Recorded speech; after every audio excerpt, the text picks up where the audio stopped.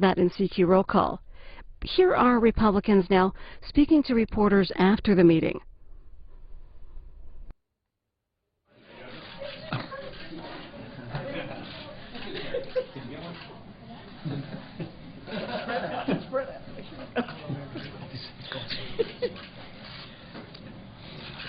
Obamacare continues to wreak havoc on American families, small businesses, and our economy.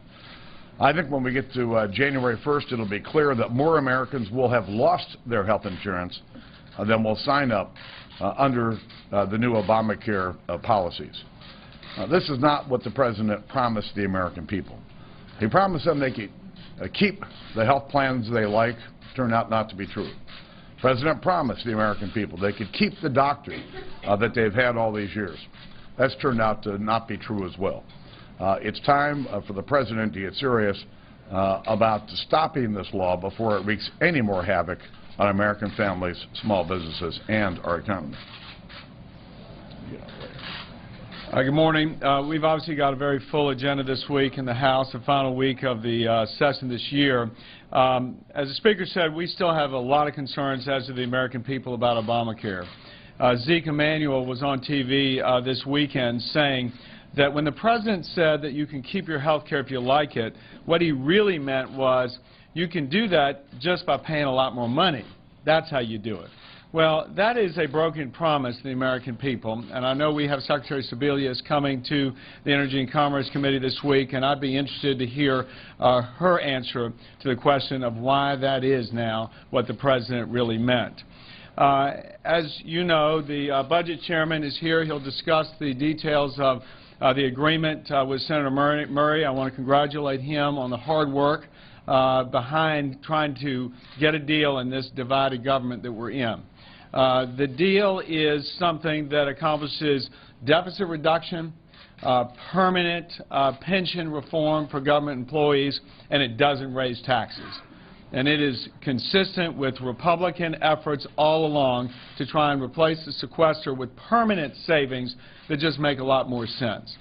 We also have up on the floor this week Greg Harper's Gabriella Miller's Kids First Research Act. Greg Harper is one of our colleagues who has a child with special needs. He's been working very hard with Peter Welch to put this bill forward, which essentially provides a choice. Do we want to spend taxpayer dollars to pay for political conventions, or would we rather put that money towards pediatric medical research, which has been woefully unattended to in terms of our research agenda? Gabriella Miller is who the bill is named after, and if you've not met her parents, her story is quite inspiring. She's a young girl, 10 years old, who actually died about a month ago. She's from Loudoun County, Virginia. About a year ago, she was diagnosed with an inoperable brain tumor. And if you've seen anything that she has said and what her parents have indicated, is when a child is 9 years old and is diagnosed with inoperable brain cancer, that child becomes an adult pretty quickly. She's a terrific inspiration to all of us. Her parents are fighting hard. They've asked to be a part of this process and will be here in the gallery today, hopefully to move the ball forward on cancer research, medical research, especially for pediatrics. Thank you. I do want to join in thanking our budget chairman for coming to an agreement. Paul Ryan again shows that in looking at the numbers, we will reduce the deficit and not raise taxes.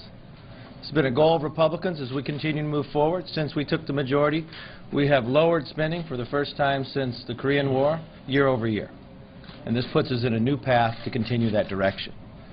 Those are the numbers. But when you look on the other side for the President giving us Obamacare, and you heard the Speaker talk, let's look at those numbers. As of today, the administration projected that we'd have 1.3 million Americans who would sign up for Obamacare. Well, only one-third have, about 360,000. But the more telling number is, the President told us that if you had your health plan and you liked it, you could keep it.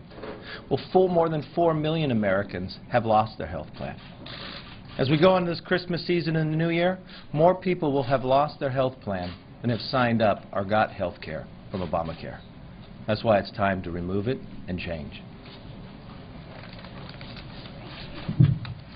Uncertainty, that's the word I hear more than any other when I'm out and about at home in Kansas. Uncertainty from more and more regulations, uncertainty about higher taxes, uncertainty about unsustainable debt and the effects on our economy, and of course uncertainty about the President's health care law. We had a broken health insurance system to begin with that needed some fixes, but what the President and the Democrats who controlled Congress at the time thrust upon us is completely misguided and leaves American families struggling from uncertainty. Can I keep my doctor? How much will costs go up? Is the website working yet? Is my information safe and secure? What is the next delay the President will issue? Even volunteer firefighters are now concerned about this law and the impact that it will have on the budgets of communities they serve. Towns in my district operate on a very tight budget, and this is not anything that they can accommodate. Hardworking Americans deserve better. They want fewer government mandates, more flexibility, and more certainty. I've never been this tall before. To follow on with what Congresswoman Jenkins was saying, the President's health care law is the wrong solution to address the challenges of health insurance access and affordability. It's the wrong solution for this economy. I have many constituents who've told me the same story that John from Ashe County told me. His insurance premium is going to increase 33%, but his hours at work have been cut. How is he going to pay for his health insurance? That's what he wants to know. Furthermore, this is being felt all across North Carolina in schools and community colleges, universities, where substitute teachers, adjunct professors' hours are being cut. For them, Obamacare is threatening their take-home pay and hurting their career opportunities. And what's next? As Congresswoman Jenkins said, uncertainty is really facing people out there, and they'd like some certainty. They don't know whether they know they're not going to be able to keep their plan, they know they're not going to be able to keep their doctor, but what other problems are they going to have? Are we going to hear some answers from Secretary Sebelius today? We're in the holiday season, and families are very concerned about their budgets. They're waiting for clarity in this area also from the administration that keeps waiting till the last minute, changing its mind and announcing the next big delay. We need certainty, and we need a better plan. Republicans have that. Thank you. Can I not have that? I could probably dunk with that. We've got to find a way to make this divided government work. We think it's in our nation's interest to do that. That's why we sought to reach a budget agreement that maintained our core principles and found common ground. And we have found common ground with our colleagues on the other side of the aisle over in the Senate. And what this budget agreement does is it helps produce more certainty, because it stops a potential government shutdown in January and it stops a potential government shutdown in October. We think that's good for the country. At the same time, we wanted to make sure that we were taking a step in the right direction for fiscal discipline. Look, our budget that we passed here in the House, the Republican budget, represents our ultimate goal and our ultimate vision. Balance the budget, pay off the debt. But we understand in this divided government we're not going to get everything we want. And so what we want to do is take a step toward that goal, a step in the direction toward that vision. And by having a budget agreement that does not raise taxes, that does reduce the deficit, and produces some certainty and prevents government shutdowns, we think is a good agreement. It's also an agreement that gives Congress the power of the purse back. For 3 years, we keep passing these continuing resolutions, which basically is Congress ceding its authority to the executive branch so they set the priorities. That is not right. That's not constitutional. So we reclaim the power of the purse. We make a statement on behalf of deficit reduction.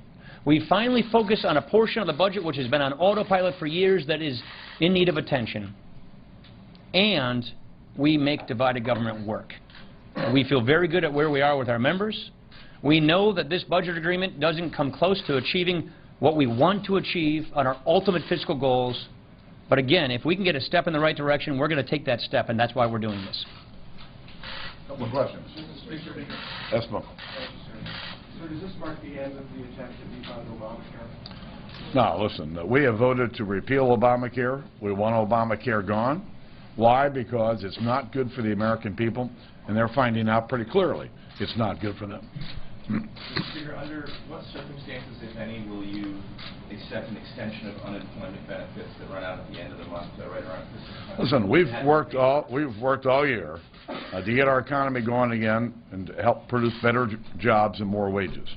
When the White House finally called me last Friday about extending unemployment benefits, I said that we would clearly consider it, as long as it's paid for and as long as there are other efforts that will help get our economy moving once again. I have not seen a plan from the White House that meets those standards. Mr. Speaker, most major conservative groups have put out statements blasting this deal. Are you worried? You mean the groups that came out and opposed it before they ever saw it? Yes, those groups. Are you worried that They're using our members and they're using the American people for their own goals. This is ridiculous. Listen, if you're for more deficit reduction, you're for this agreement. Mr. Speaker, coming out of their meeting, the visitor said that the Democrats' talking point was that this deal is now better than it was 24 hours ago. Does that mean, and maybe Mr. Chairman will answer this as well, does that mean that 24 hours ago it was a better deal for Republicans? I'm not sure what that means, to be honest with you. So nothing's changed.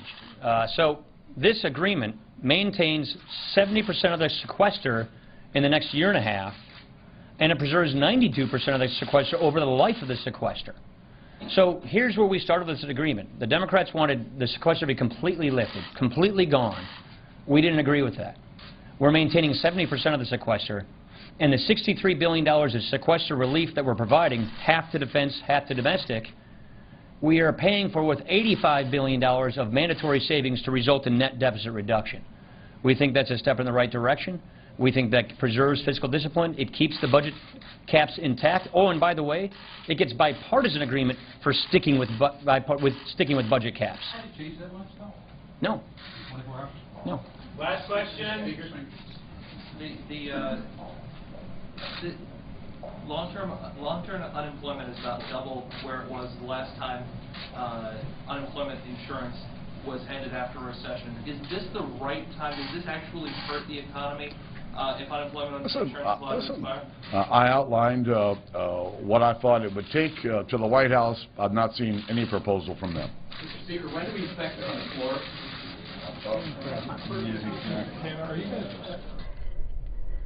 The White House released a statement supporting the budget agreement that we heard about in that press conference. The administration says the legislation would replace a portion of the across-the-board sequester that has harmed students, seniors, and middle-class families and has served as a drag on the nation's economy over the last year. And the statement goes on to say that it would allow for critical investments in areas such as education, infrastructure, and scientific research while keeping the nation on the path to long-term deficit reduction.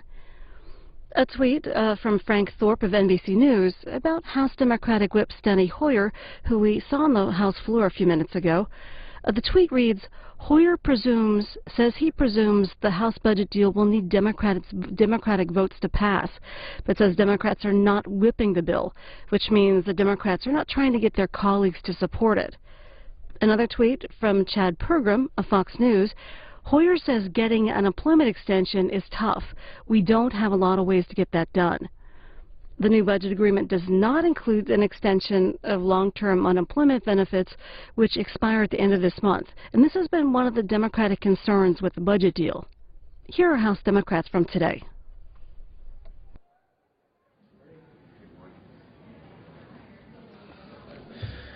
Good morning. We're gonna try to move this along this morning because members want to be at the National Cathedral this morning for the celebration of the life of Nelson Mandela, and so I'm going to ask all our members of leadership to try to be as brief as possible so we can yield the rest of the time to Chris Van Hollen, the Budget Committee Ranking Member, Mr. Clyburn, who is a member of the leadership, will speak as well, and Ms. Nita Lowy, who is another member of the conference committee. And so if I could just let them speak on the budget, I just will say one thing, some decent news, some good news, and that is that today we've learned that some 1.2 million people in America have gained health insurance coverage as a result of the Affordable Care Act, over 360,000 under the marketplace, having applied directly through the marketplace, and some 800,000 through Medicaid. And we know that another 1.9 million Americans have already started the application process and simply need to choose which option they'd like to have. So some 3 million Americans today, we can say, will have health security, something they did not have before. Clearly, Americans want health security, and they're signing up for affordable insurance under the Affordable Care Act. And like the American people, Democrats want to make sure the health security law works. We don't want to shut it down. And so now on the issue of hopefully no more shutdowns, we want to be able to start talking about moving forward on the budget so we can get to the real work of the American people, which is creating jobs, raising the minimum wage, and making sure all those who want to work in America have a chance to get a good job. With that, let me yield to our leader. Oh, we're going to go straight to the budget. So let me yield now to Mr. Van Hollen and Mr. Clyburn and Ms. Lowy. Thank you, Mr. Becerra, and it's great to be here with my colleagues and fellow conferees, Mr. Clyburn and Ms. Lowy.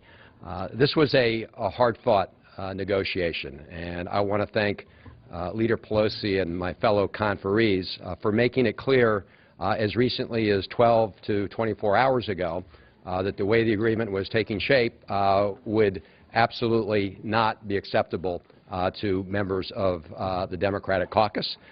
It's now in a form where members of our caucus will have to decide for themselves. Speaking individually, my view is that it is a small step in the right direction because we are able to restore many of the cuts that would otherwise take place as a result of the sequester, those very deep and immediate cuts. And it especially is good at restoring some of the cuts that would have taken place in important domestic investments in our kids' education, in science and research at places like the National Institutes of Health, law enforcement. In those kind of areas, this will help restore almost two-thirds of the cuts that would have otherwise taken place in fiscal year 2014. And I believe that the way those cuts are paid for is not at all perfect, but a lot more equitable than it was 48 hours ago. Our caucus will have to look at the details as individuals, and obviously we'll be doing that over the next couple days. With that, I will yield to Mr. Clyburn, one of the conferees. Thank you, Mr. Van Hollen. I am very, very pleased to stand here today in support of this legislation. I want to say, as Mr. Van Hollen has said yesterday afternoon, I was very, very ambivalent about where all this was going, but I'm pleased that with Mr. Van Hollen's very, very strong work and the sensitivities of Senator Murray, with whom I have worked on these budget issues before. You remember the super committee. It turns out, after Biden, the committee group and the super committee, and now this effort, third time, is in fact the charm. I want to say one thing, though. A lot of headlines going out in reference to federal employees. I want to emphasize now that nothing in this agreement affects current federal employees. All of this has to do with federal employees who will be going to work for the government after January 1, 2014. Nothing affects current federal employees because I have so many of them in my district, and there's so many around the District of Columbia. I don't want anybody having any anxieties between now and the conclusion of this effort. With that, I would like to yield to Ms. Nita Lowy. Thank you very much. As you know, many times when we all get here, everything has been said, but not everybody has said it. I just want to add a few points. Number one, as an appropriator, since this bill has restored 2/3 of the dollars for appropriations, we will now be able to write appropriation bills. Number two, I am not happy with the 2% cut to Medicare providers, but it does not go to beneficiaries. Number three, I think it is absolutely urgent that we restore and continue the unemployment insurance benefits. It is absolutely outrageous that we should leave this Congress and go home for the holidays when too many people, over 1 million people, will not be getting their unemployment benefits. So overall, I do think it's important that we were able to work together. But I want to make it clear, if we get the House back, it will be an even better bill. And when it comes to the National Institutes of Health, education, jobs, the economy, we can do better. But I think this is the best that we can do at this point. Let me ask the leader for a quick comment, and also our vice chair. I want to thank our conferees for their leadership and their effectiveness. And their opinion is important. Their opinions are important to our caucus. However, they are very familiar with the particulars of the legislation, and our caucus is just finding all of this out this morning. And so they will carefully review the provisions of the proposal and ask questions of our conferees, and members will make their decision. I don't know where that will come down because, as you know, our budget that Mr. Van Hollen and our conferees were putting forth was quite different. It was about growth. It was about investing in infrastructure, in short-term growth and long-term growth, investing in early childhood learning. It was about ending the sequester, but doing so in a way that enabled us, again, to support growth as well as to extend the unemployment benefits, unemployment insurance. It's absolutely unconscionable that we could possibly even consider leaving Washington, D.C. without extending those benefits.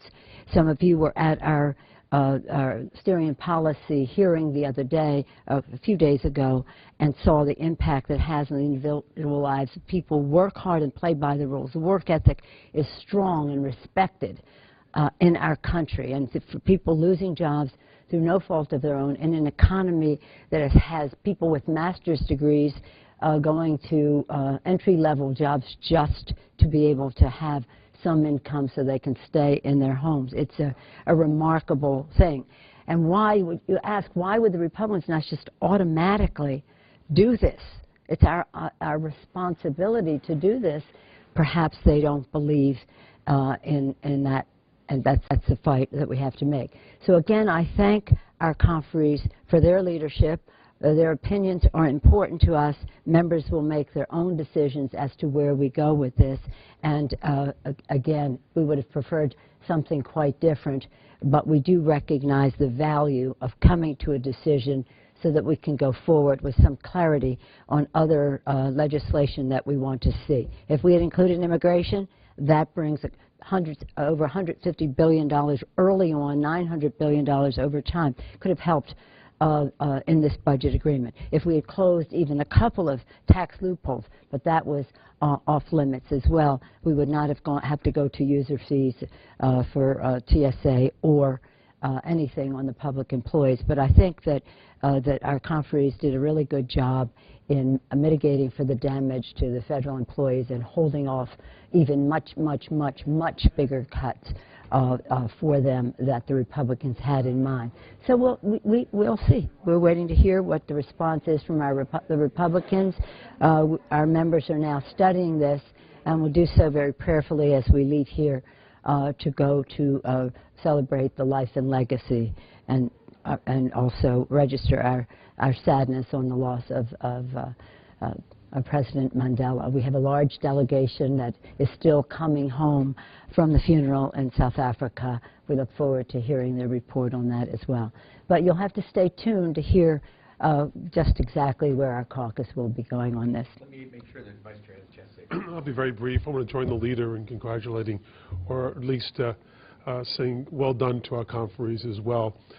This budget deal, I don't believe, on first blush, is representative of the values of our overall... 295, the nays are 103. Two-thirds being in the affirmative, the rules are suspended. The bill is passed without objection. The motion to reconsider is laid on the table.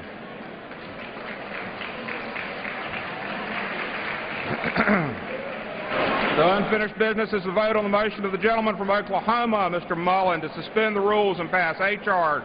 2319 as amended, on which the yeas and nays are ordered. The clerk will report the title of the bill. Union Calendar number 207, H.R. 2319, a bill to clarify certain provisions of the Native American Veterans Memorial Establishment Act of 1994. The question is, will the House suspend the rules and pass the bill as amended? Members will record their votes by electronic device. This is a 5-minute vote.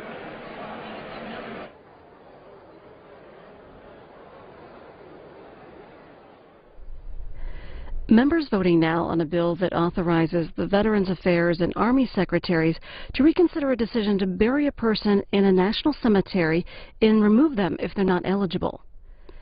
A tweet from David Drucker, a reporter with the Washington Examiner, says Senate GOP retaliation for nuke option begins today as they force late-night vote on judicial nominee. A story that David Drucker wrote says that Senate Republicans are prepared to force a middle-of-the-night vote on one of President Obama's judicial nominees in retaliation for Democrats invoking the so-called nuclear option to change Senate rules on presidential nominees. The story says Republicans planned Wednesday to turn the Senate rules to their own advantage by insisting on using all of the available debate time on an Obama nominee, which would push the vote late into the night. And a Senate GOP aide said similar actions are in the offing. There are 3 more votes expected after this one.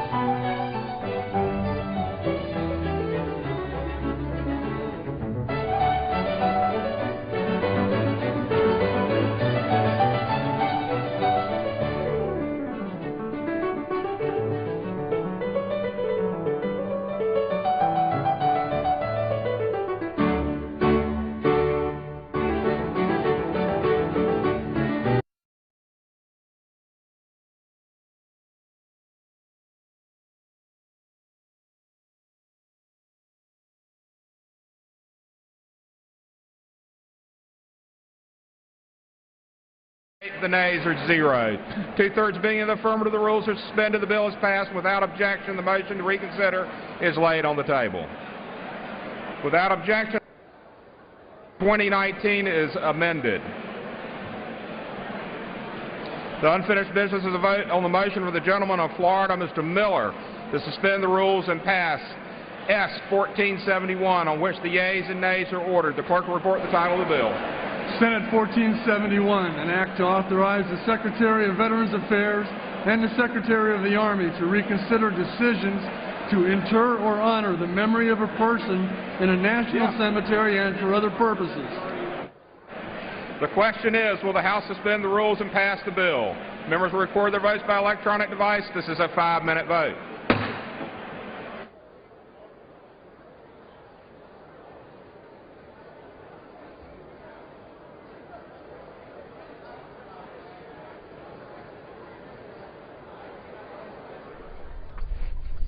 Voting continues here in the House. A couple more votes after this one.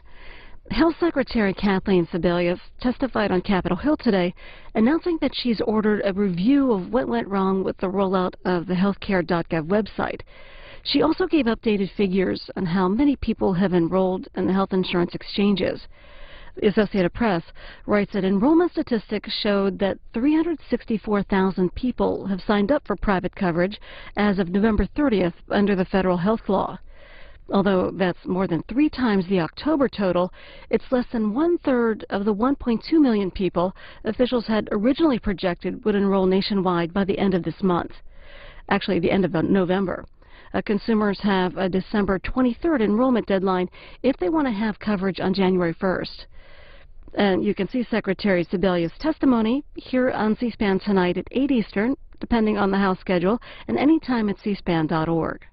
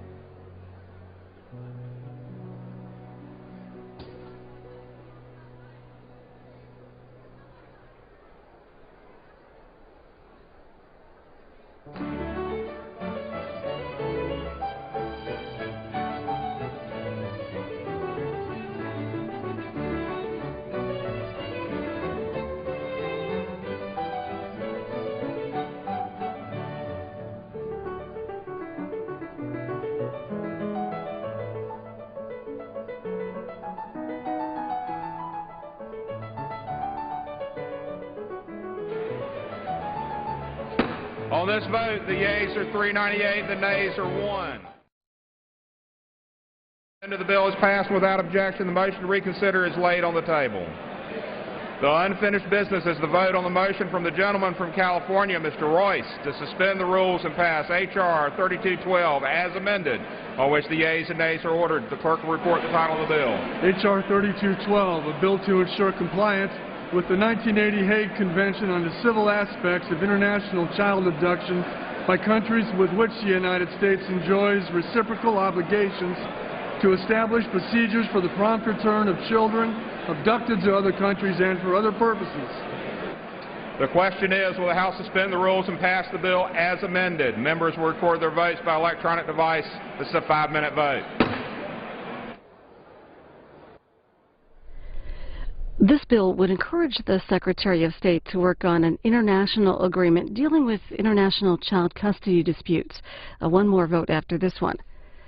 Massachusetts State Senator Katherine Clark will soon be the newest member of Congress after she won a special election yesterday. The Washington Post reports that Clark won the race for Senator Edward Markey's seat, his old House seat. Clark becomes the third woman to be elected to Congress from Massachusetts in the last 5 years, after there had only been 3 in the previous 200 years in the state.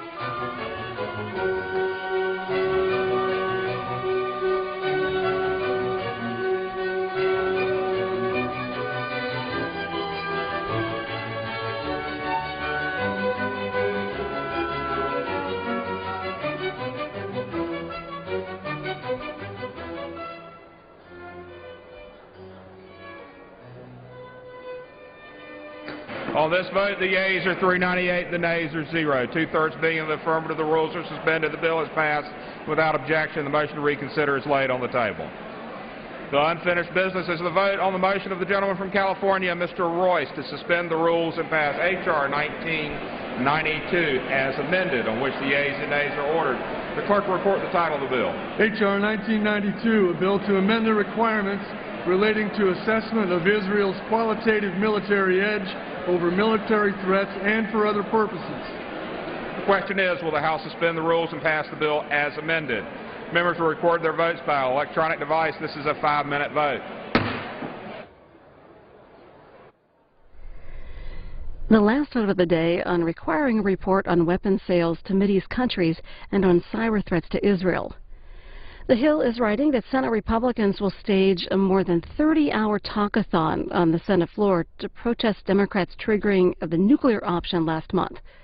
Currently, the pending business on the Senate floor is the nomination of Cornelia Pillard to be D.C. Circuit Court judge. If there's no agreement to yield back post-cloture time, then the vote on her nomination would occur at 1 a.m., followed by additional procedural votes on nominations. And the story on the Hill goes on to say that a GOP source said that so far 36 senators have signed up for hour-long speaking slots on the Senate floor Friday morning. And there's also a tweet from Amy Harder of the National Journal. It's a mess, quoting Indiana GOP Senator Dan Coates on the Senate scheduled to vote Thursday at 1 a.m. and again at 5:30 a.m. later in the morning.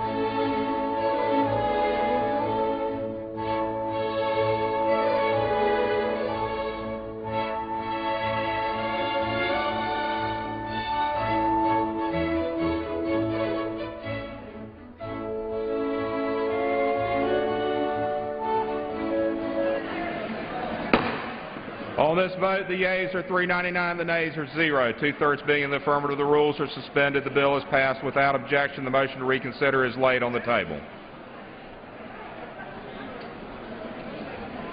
Pursuant to Clause 8 of Rule 20, the unfinished business is the question on agreeing to the Speaker's approval of the journal, which the Chair will put de novo. The question is on agreeing to the Speaker's approval of the journal. Those in favor say aye. Those opposed say no. In the opinion of the Chair, the ayes have it, and the journal stands approved.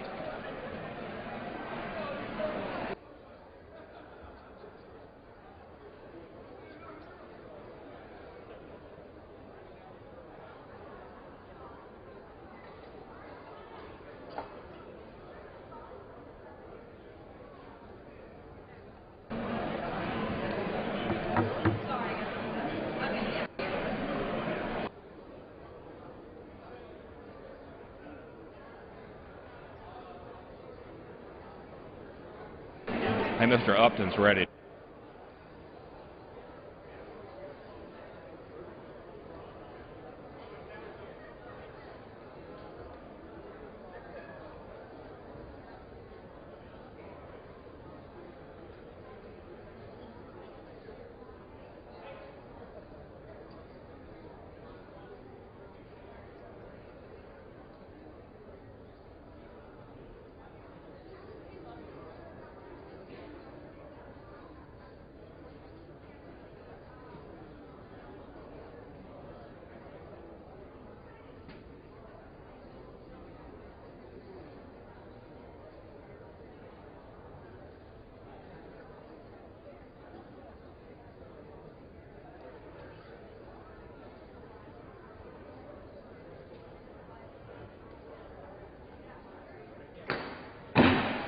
The House will be in order. No, you said this, right?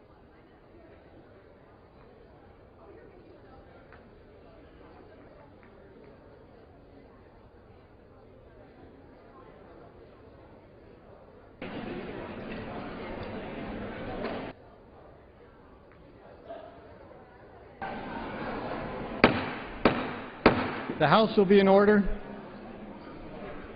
All members, please take your conversations off of the House floor.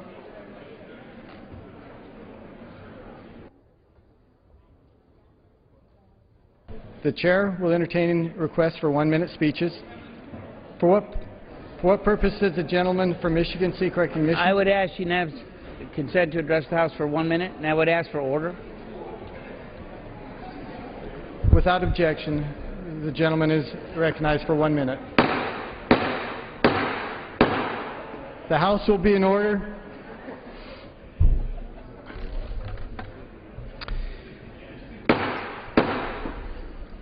The House will be in order. Gentleman is recognized. Mr. Speaker, it is with great pleasure that I rise today to honor Amo Houghton for his 16 years of service on the Board of Directors of the Faith in Politics Institute. Amo, our former colleague, our good friend, tireless advocate for civil rights, is stepping down as co-chair of the Board of Faith in Politics just this week. He and our esteemed colleague, Congressman John Lewis, started the bipartisan congressional civil rights pilgrimage to Alabama, which in March of next year will celebrate its 14th year. This important trip brings to life the values that Faith in Politics are determined to instill, as it indeed shows the attendees on how to rise above narrow partisanship and respond to the quiet call of conscience.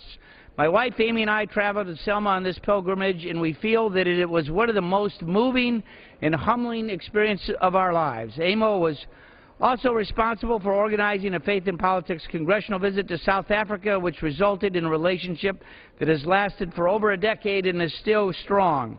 As said by the great Nelson Mandela, a good head and a good heart are always a formidable combination. My friend Amo Houghton is a formidable force.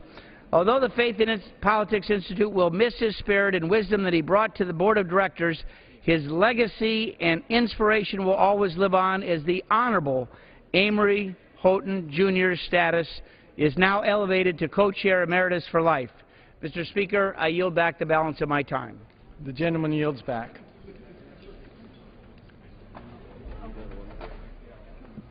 For what purpose does the gentleman from Georgia seek recognition? Mr. Speaker, I ask permission to address the House for 1 minute regarding my remarks. Without objection, the gentleman is recognized for 1 minute. Thank you, Mr. Speaker. Does anyone across the fruited plain think that Obamacare has been a success? Two of its major objectives were to bring down the cost of health care and increase the accessibility. Well, I ask you, does anybody know anyone whose premium has decreased? My own 30-year-old daughter's premium went from $160 to $270. And indeed, our office is besieged with people whose premiums have skyrocketed. And then talk about accessibility. 5.9 million policies have been canceled. And what do we hear from the Obama folks about the enrollment? 200,000 people or so. Of course, they keep the numbers kind of fuzzy, kind of like the unemployment numbers. Can't quite tell what they really are. But the reality is the cancellations are going out at about 100 miles an hour, and the enrollment's going up about a 20-mile-an-hour pace. Obamacare has been a failure. We need to defund it. We need to start all over again. We need to have health care that is patient-centered and market-based, that does, in fact, bring down the cost of medicine and make it more affordable and more accessible to the American people. Thank you. The gentleman's time has expired. For what purpose does the gentlelady from Ohio seek recognition? I seek recognition to address the House for 1 minute. Without objection, the gentlewoman is recognized for 1 minute. Thank you, Mr. Speaker. I'd like to respond to the gentleman and say that I walked into the Kiwanis Pancake Breakfast in Berea, Ohio the other day, and out of a crowd of probably 1,000 people,